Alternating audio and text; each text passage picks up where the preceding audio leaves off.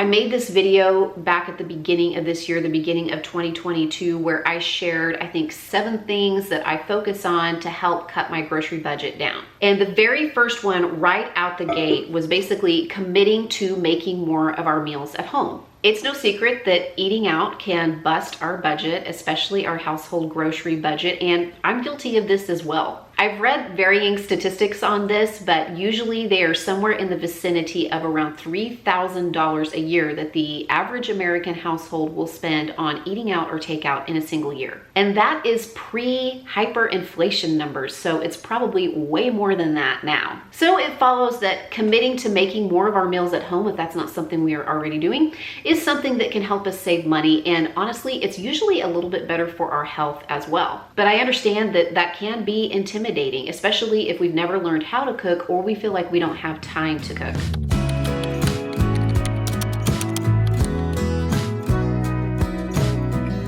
I took my kids to the grocery store with me recently, and while I was there, I decided to give them a challenge. I gave them a $20 budget, and I challenged them to plan and then come home and prepare 2 family dinners for our family of 5 on that budget. I'm gonna share with you a little bit about how that turned out, but it actually got me to thinking about how I can encourage my kids and hopefully others to learn how to prepare their own food and learn how to prepare meals at home. What are we looking for, Ruth? Tortillas or wraps. Okay. No muffins. No, we don't need muffins. Stay on task for now.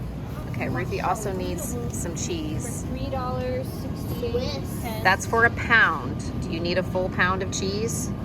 They have 8-ounce blocks up here for $2. We need 2 pounds. I think I might need a little 8 ounces. Okay, so I'm making dinner for 5 people, and we're probably gonna want multiple wraps. So I think I should get the Okay. They have spotted the rotisserie chickens that have been marked down. I've taught them well. Tell me why you changed kinds of pepperonis, Ruthie. You changed brands. Those were $2.14 for 5 ounces. The other ones were $2.58 for 6 ounces. But I don't need like a whole lot of pepperoni. I just need enough for the so you thought you'd go to save some money on your budget. Gotcha. Just get what you need. Eggs, like scrambled eggs, breakfast for dinner. What else besides eggs? Maybe pancakes. We could do maybe some tortilla eggs. Toast. Okay. With some butter. Or biscuits. Maybe Ruthie would share some of her cheese that you could put in the eggs.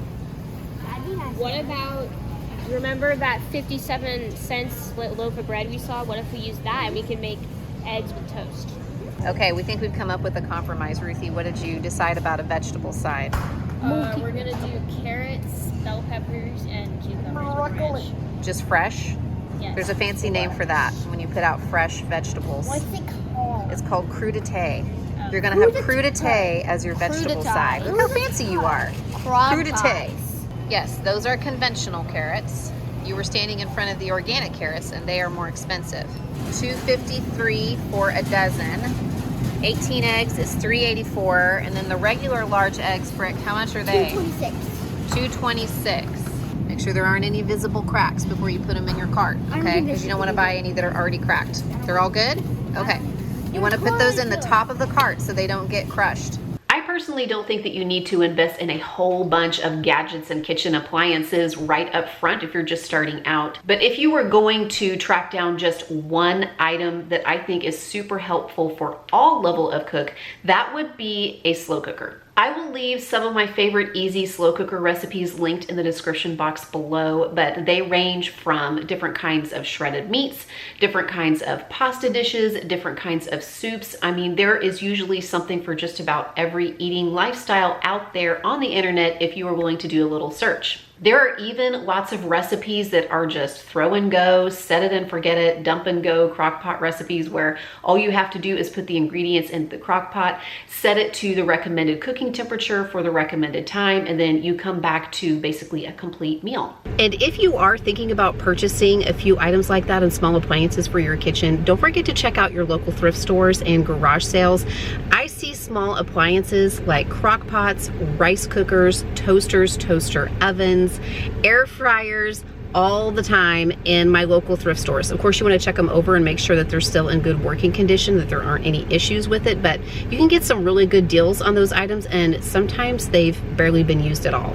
If you are going to be doing more food prep, more cooking at home, good cookware and utensils are an investment. And one place I would not skimp where that's concerned is a good quality chef's knife, because a lot of knife injuries and cuts occur from dull or poor quality blades. That is why I am delighted to be partnering with Misen today to bring you today's video. Misen's mission is to inspire and enable great cooking, which is why they make a variety of cookware and utensils that are both high quality and affordable, and that can be useful for all levels of chefs, from novice to advanced. And one of the most important tools to invest in for your kitchen is a good quality chef's knife. Misen's knives are made from premium materials like high-grade stainless steel, and this helps them stay sharper longer and last a lifetime. This chef's knife from Misen is actually designed to replace an entire set of knives. One knife to rule them all.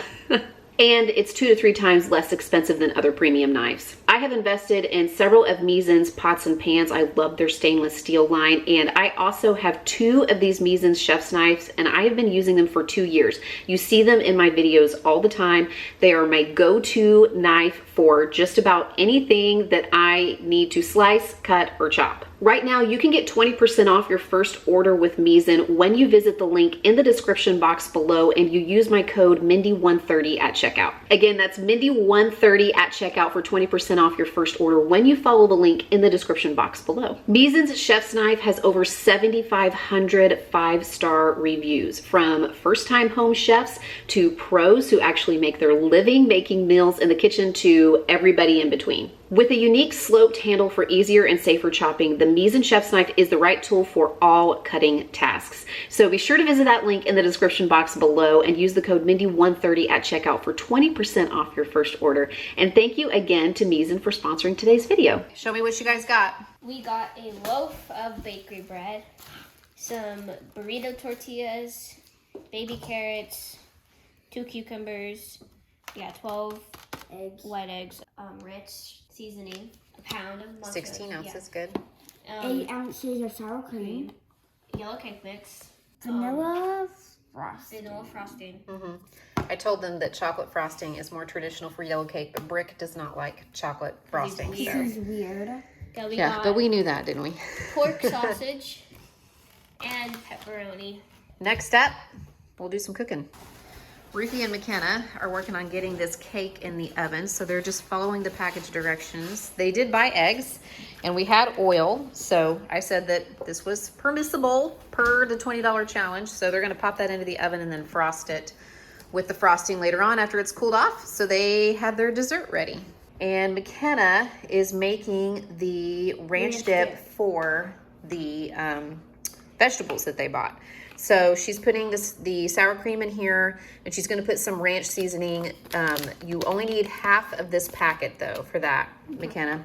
And then she's probably gonna just thin that out with a little bit of milk.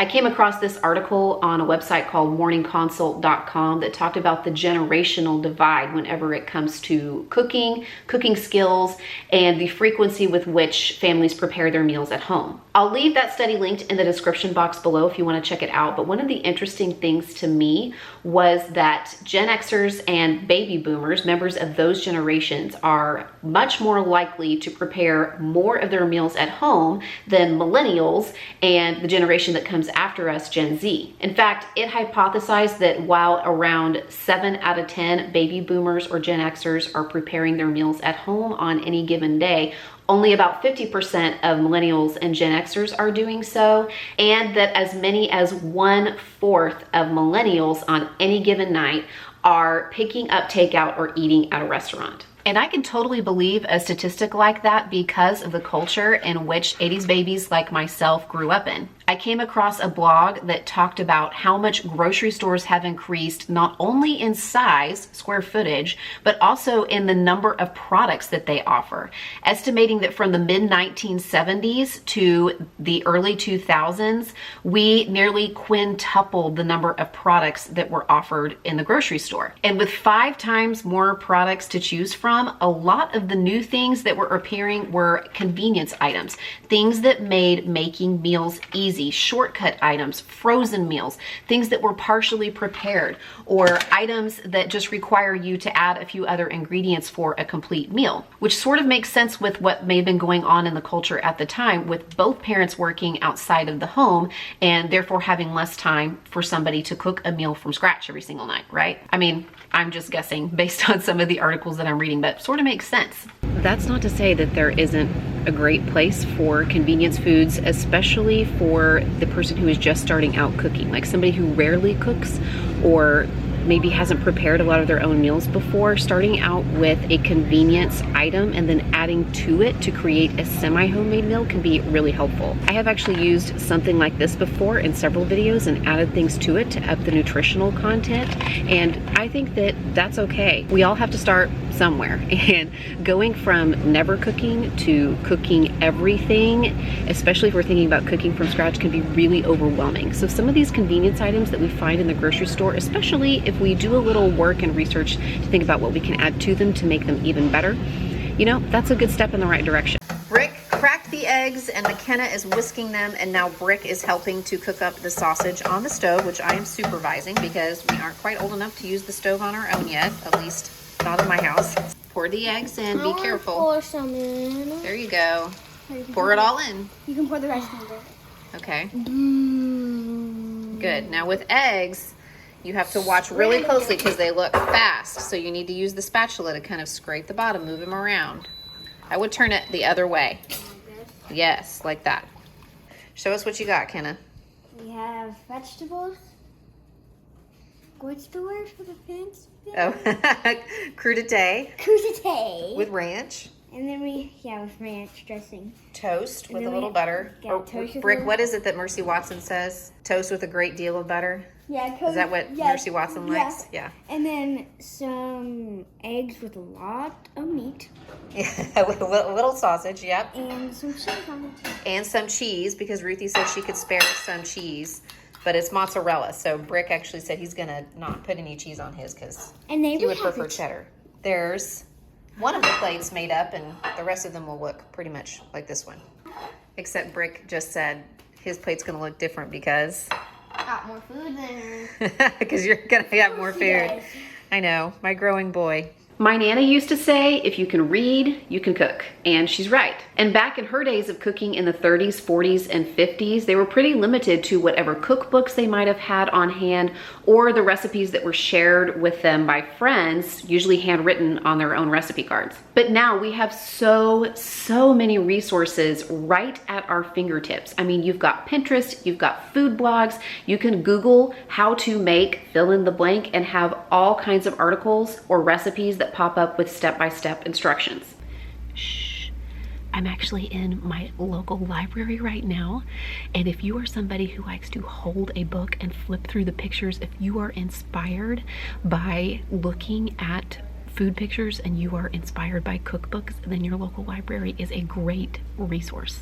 There are several locations of the Tulsa Public Library where we live, and the one that I just visited is actually pretty small, but even they had several shelves, like maybe 6, 7, 8 shelves full of cookbooks. They had cookbooks for specific diets like paleo or keto or vegan or low sugar. They also had cookbooks for specific cooking styles, like if you want to make things in your Instant Pot or you want to make things in your slow cooker. I really feel like there is something for just about everybody at the library if you are looking for something specific. I actually picked up this one right here, Run Fast, Cook Fast, Eat Slow, Quick Fix Recipes for Hangry Athletes by Shalane Flanagan and Elise Kopecky. I wanted to pick this up for some inspiration for the little athletes that I have growing up in my household right now. And speaking of my little athletes, I also picked up this one right here, Fresh Bento, Affordable Healthy Box Lunches Your Kids Will Adore, so that my kids could flip through it and tell me if there's anything in here that sort of excites them to pack their lunch so that I can know to pick those things up at the grocery store. Yes, my kids typically pack their own lunches, but this might provide some inspiration for them and some ideas beyond just the traditional sandwich, kind of get them excited to be making some things for themselves in the kitchen. And one more thing about libraries, I actually recently downloaded the Libby app because I can check out audiobooks and other materials from my library for free. And among those other materials that I can check out are magazines. I can actually check out magazines digitally from my library and peruse through them. And there are so many different kinds of cooking and food magazines out there. So if you are somebody who is inspired by those, check out your library, see if they have an option for viewing those. Ruthie and Brick have been working on dinner tonight. So Ruthie, come and tell me what you have here. Come and show me what you made. Well, we have, first of all, our vegetables, right, Brick? And then what do we have here? Our pizza quesadillas. Pizza quesadillas, okay. So how did you make these? So we put a tortilla down on the griddle, and then we put mozzarella cheese, pizza sauce, and pepperoni on it, and then we put another tortilla on it like a quesadilla. I hope that this video gave you some ideas, but more than anything, I hope that it gave somebody encouragement, or that it encourages somebody you know who is just starting out cooking their own meals. You don't have to go from heating up most of your meals in the microwave or picking most of them up at restaurants every single night to making these incredible, you know, culinary gourmet masterpieces every single night. There's a whole lot of in between there. And just like anything else, practice makes permanent. And when it comes to cooking, sometimes it's as much art as it is science, and it just takes some attempts. It takes some experience to start to discover exactly what it is that you like and how to make it happen in the kitchen. If you have any tips or tricks for people who are new to cooking, be sure to leave me a comment. You may be helping me out or somebody else who's reading the comments below. And thank you again to Misen for sponsoring today's video, and don't forget to visit that link in the description box and use the code Mindy130 at checkout for 20% off your first order.